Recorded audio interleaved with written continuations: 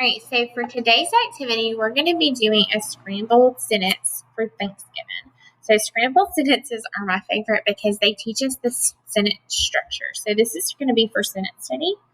And so we have some words at the bottom. I'm going to share them with you, and then we're going to, it says you're going to glue them here, write it here, draw it here, and then check for these things in your writing. Okay, so here we go. This is turkey, big, D, has, and feathers. So the first thing you're going to want to do is you're going to want to cut out these boxes at the bottom.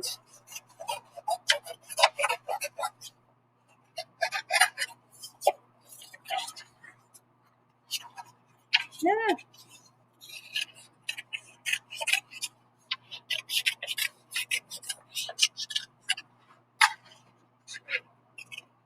All right, and I'm going to say this to my parents out there that are helping and watching.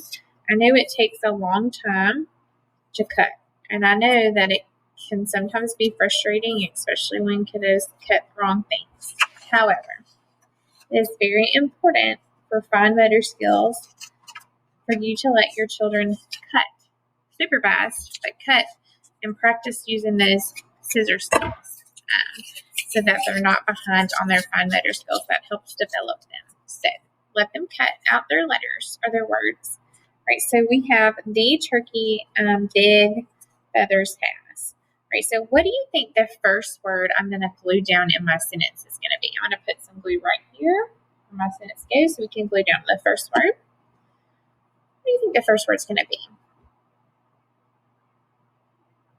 I think it's going to be this word right here, the. I don't even have to know this word to know it's going to be that because it starts with an uppercase letter and none of the other sentences do. None of the other papers do. So the is my first word. Right? So then I have feathers, has, big, turkey. All right, I always tell my kids in the class when we do scrambled sentences, lay them out and figure out where they go before you glue. I can glue that one down with confidence because it starts with a capital letter. But I might want to put them in all kinds of different orders just to kind of figure out what makes sense. And I'll read it to you and see if this is how it goes. Let me fix my screen. All right, so this says, the, has, turkey, big, feathers. Does that make sense? No. So the, what do you think this sentence is about? The, has, turkey, big, or feathers? I think it's about the turkey. So I think the turkey's going to have come next. The turkey, big, feathers. The turkey, feathers, big. The turkey has. The turkey has big feathers. Does that make sense?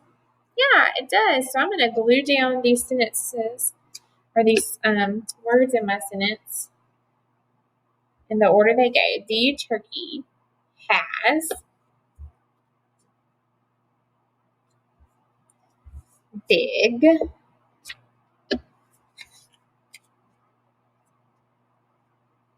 feathers. And I know feathers goes on the end. I didn't have to guess on that either because it ends in a period, which tells me that's the last word in the sentence. So the turkey has big feathers. For the next part, you're going to need a pencil.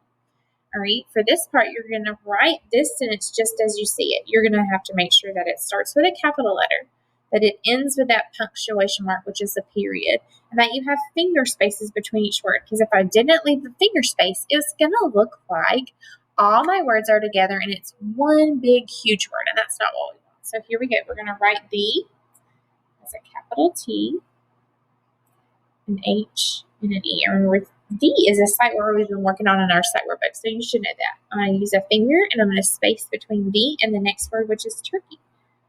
Turkey is Turkey.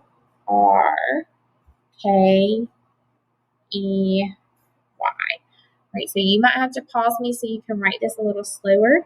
I want you to make sure that you are staying in the lines and looking at how your letters are formed on the lines. See, this U doesn't go above the middle line. The R stays below the middle line, but the K, the first part of it, goes above. So I want you to make sure you're forming those letters correctly and staying within the line so that I can neatly see your handwriting.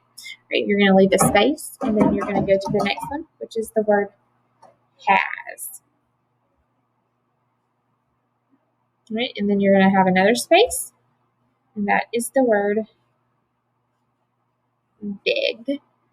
And then another space, and we're going to write the next word, which is the word. There's not enough room to write feathers here, so I'm going to go down to the next one and write the word feathers.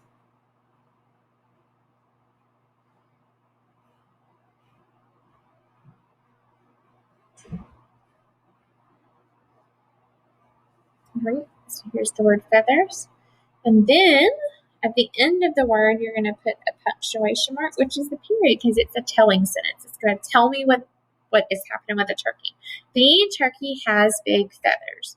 All right, if this sentence says the turkey has big feathers on check-in, I have a capital letter, yes. I have a punctuation mark, yes, I put my period. And I have finger spaces between my word. Yes, I did all those things, so I'm good to go there.